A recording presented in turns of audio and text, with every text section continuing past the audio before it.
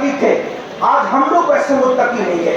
हम में जो कुछ थोड़ी बहुत है वो हमारे बच्चों में नहीं देखते। सफेद दाढ़ी हो गई बाबा की, फिर भी छोटी उम्र के आलिम के हाथ चूमता है, लेकिन नौजवान लड़का खड़े होकर के एक हाथ से मुसाफा करता है कि ये तो मेरी उम्र का है, वो क्या हाथ चूमे?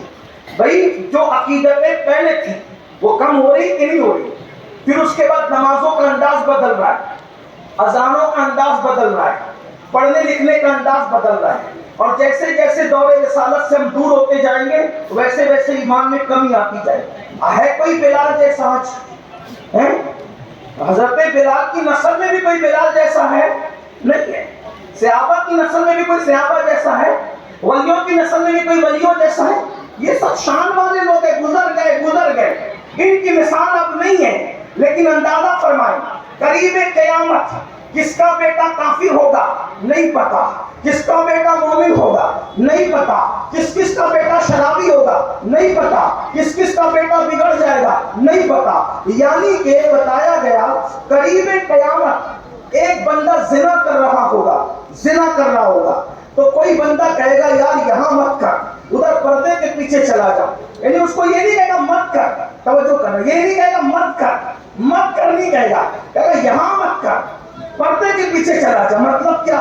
उधर छुप कर बदकारी। मैं ये नहीं कहता वो हुक्म देगा यहाँ मत कर, उधर जा। तो बुजुर्गों ने फरमाया जो इतना भी उस दौर में कह लेगा करीब क़यामत, तो वो भी अपने दौर का अल्लाह वाला होगा, यानी मना नहीं करेगा, कहेगा इधर मत कर, खुलेआम मत कर, उधर पीछे जा। यानी दीन पर लोग कम से कम अमल करेंगे, इतना बिगाड़ होगा।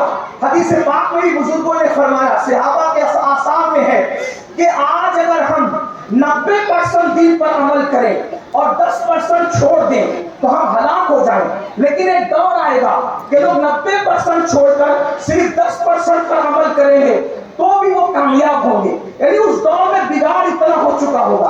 अब आप समझ सकते हैं जैसे जैसे दौर आगे बढ़ता जाएगा सबकी औलादें बिगड़ती जाएगी। दुआ करें अल्लाह हमारी औलादों पे रहम फरमाए, अल्लाह हमारी औलादों को नबी और आले नबी की सच्ची गुलामी एहतराम सहाबा के साथ अता फरमाए। अब आपको समझ में आ गया कि किसकी औलाद कितनी बिगड़ चुकी होगी, माहौल कितना खराब हो चुका होगा। अब सुनिए और गौर से सुनिए अहले बैत की शान। उस दौर में जब किस औरों की औलादें बिगड़ चुकी होगी, शीर फातिमा यानी फातिमा का दूध और अली के खून की तासीर ये है कि आखिरी में आने वाला सैयद भी इमाम महदी कहलाएगा और वो इतना मुत्तकी होगा कि उसके पीछे हज़रत ईसा नमाज़ पढ़ते नजर आएंगे। ये खानदान है अहले बैत, ये खानदान है भाइयों, जिसका आखिरी बेटा इस शान का है, जिसका आखिरी बेटा इस शान का है सैयदा फातिमा का, उसका पहला बेटे हसन की शान का। यूं कहा करते हैं सुन्नी, दास्तान अहले बैत, यूं कहा करते हैं सुन्नी। तवज्जो आपकी है, ये सब बेमिसाल है, बात समझ में आती। लेकिन अब इन सब में हुजूर के अहले बैत तो है ही पूरी कायनात में चुने हुए लोग, यारों में सहाबा चुने, घर वालों में अहलुल बैत चुने। अब उन चुने हुए सब में अब हुजूर फरमा रहे हैं, जब आयत नाज़िल हुई इन्नमा युरीदुल्लाहु लियुज़हिबा अन्कुमुर रिज्स अहलल बैत व युतहिरकुम तत्हीरा। अल्लाह पाक ने ये इरादा कर लिया है कि नबी के घर वालों वो तुमसे हर नापाकी को दूर कर दे, रिज्स को नापाकी को दूर कर, हर गंदगी को दूर कर दे। अल्लाह अकबर, हर गंदगी दूर फरमा दे और तुम्हें खूब सुथरा कर दे। जब ये आयत नाज़िल हुई तो हुजूर अलैहिस्सलाम ने एक तरफ सैयदा फातिमा ज़हरा को बिठाया, एक तरफ मौला अली को बिठाया और अपनी गोद में हसनैन करीमैन को बिठाया। आप लोग तवज्जो अगर नहीं कर सके तो मैं बात करूं। देखिए जब आकाओं का जिक्र हो तो सरापा अदब बनना चाहिए कि इन महफिलों पर जिनका जिक्र होता है उनकी निगाह होती है।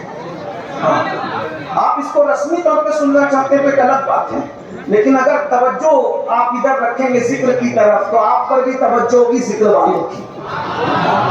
ایک نظر پڑ گئی تو میرا بھی بیڑا پار ہے اور آپ کا بھی بیڑا پار ہے. اگر آپ کی تو آپ آپس میں بات نہیں کریں گے, اور اگر کوئی کرتا ہے تو اس کو چھوڑ کے اپنی طرف دیکھیں. غور فرمائیں. عرض یہ کر رہا تھا کہ حضور علیہ السلام نے جب آیت تطہیر نازل ہوئی تو ایک طرف سیدہ پاک کو بٹھایا, یعنی سیدہ فاطمہ الزہرا کو, ایک طرف مولا علی کو بٹھایا اور گود میں حسنین کریمین کو بٹھایا. اور اس کے بعد حضور علیہ السلام نے جو جملے کہیں, جو بات کہی ہے وہ سننے کے قابل. یہ تو آپ نے سنی رکھا ہے, اللہم ہؤلاء اہل بیتی, اے اللہ یہ میری اہل بیت ہے. پھر اس کے بعد آقا علیہ السلام نے فرمایا, عرض کی اللہ سے, جو ان سے محبت کرے تو ان سے محبت کرے, جو ان سے دشمنی کرے تو ان سے دشمنی کرے. پھر اس کے بعد ایک جملہ فرمایا, اے اللہ, توجہ, اللہ جانتا ہے لیکن امت کو بتانا ہے, اے اللہ یہ میرے خاص لوگ ہیں. آقا نے کیا کہا, ان چاروں کے لیے, سیدہ کے لیے, علی پاک کے لیے, حسنین کریمین کے لیے, یہ تو ہے ہی اہل بیت. جو اہل بیت نے وہ خاص ہے, ان خاص لوگوں میں جو خاص ہے, اللہ سے اس کی اللہ یہ میرے خاص لوگ ہیں. اب یہ خاص کا مطلب کیا ہے, خاص کس کو کہتے ہیں بھائیو؟ اگر آپ کو کسی بادشاہ کے پاس جانا ہے اور آپ کی رسائی وہاں تک نہیں ہے, اور سوچیے اس کا خاص آپ کے کون ہے؟ کسی آفیسر کے پاس جانا ہے, رسائی نہیں ہے, آپ سوچیے اس کا خاص کون ہے؟ حضور علیہ السلام صرف بادشاہ نہیں ہے, وہ تو بادشاہوں کے بادشاہ, محمود, شاہ جہاں, دارا, سکندر, یہ سب تو قدموں میں پڑے ہوئے لوگ ہیں. وہ بادشاہوں کے بادشاہ, وہ شہنشاہوں کے شہنشاہ, مشرق سے لے کے مغرب تک, شمال سے لے کے جنوب تک, فرش سے لے کے عرش تک, ان کی حکومت کے جھنڈے گڑے ہوئے ہیں. ان کی حکومت ہے اور ان کی قاہر حکومت ہے, اور یہ شان والی حکومت ہے. ان کی قاہر حکومت پہ لاکھوں سلام. یہ شان ہے کہ اشارہ کرے تو سورج پلٹ آئے, اشارہ کرے تو چاند ٹکڑے ہو جائے.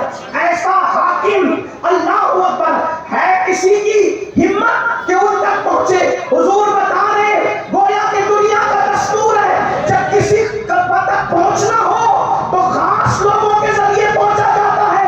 حضور بتا رہے, اے اللہ یہ میرے خاص لوگ ہیں, مطلب امتیوں کو اشارہ دیا جا رہا ہے, اگر اللہ تک پہنچنا ہے تو مجھ تک پہنچو, اور اگر مجھ تک پہنچنا ہے تو میری خاص لوگوں تک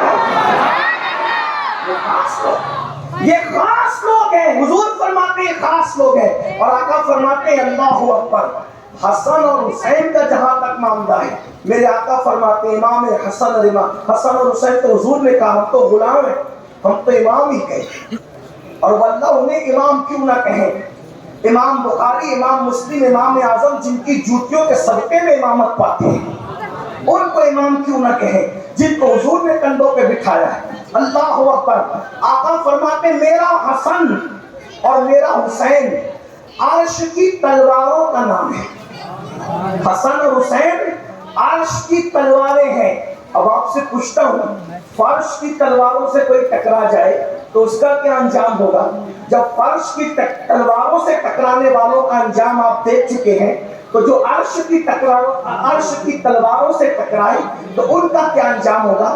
میرے الفاظ میں سن لیں, جو فرش کی تلواروں سے ٹکراتے ہیں وہ خود مٹ جاتے ہیں, اور جو عرش کی تلواروں سے ٹکراتے ہیں ان کے نام بھی مٹ جاتے ہیں, ان کا نسب بھی مٹ جاتا ہے, ان کا خاندان بھی مٹ جاتا ہے. جا کر کے ڈھونڈ لو, ہے کہ خاندان ذرا تلاش کرو, جن سے ٹکرایا, جس خاندان کو قتل کیا, اس خاندان کا ہر فرد کسی نہ کسی محلے میں نظر آتا ہے. اسی مجمع سے اگر ہاتھ اٹھائیں تو کئی سید اسی مجمع میں بیٹھے ہوں, لیکن کہاں ہے آل یزید؟ بتائیں, عرش کی تلواروں سے ٹکرائے تھے نا, کہاں ہے؟ کہاں ہے نام؟ کہاں ہے نشان؟ کہاں ہے نام لینا؟ کہاں ہے ذکر کرنے والے؟ تو آقا فرماتے ہیں حسن اور حسین عرش کی دو تلواروں کا نام ہے. اور پھر اس کے بعد میرے آقا مصطفیٰ جان رحمت صلی اللہ علیہ وآلہ وسلم فرماتے ہیں احب اللہ من احب حسینا, کہ جو میرے حسین سے محبت کرے اللہ اس بندے کو اپنا محبوب بنائے. پھر آقا فرماتے ہیں اے لوگوں, آقا فرماتے ہیں اے لوگوں, میرے بعد میرے بعد میری اہل بیت کے معاملے میں میرا خلیفہ بننا.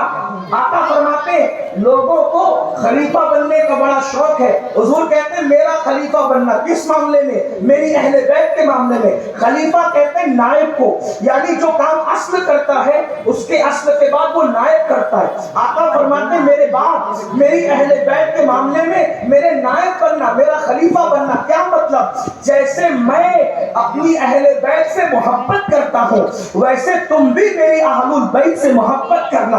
اور اللہ اکبر، یہ خلیفہ بننے کا حق اگر کسی نے ادا کیا ہے تو میرے رسول کے خلفائے راشدین نے ادا کیا ہے.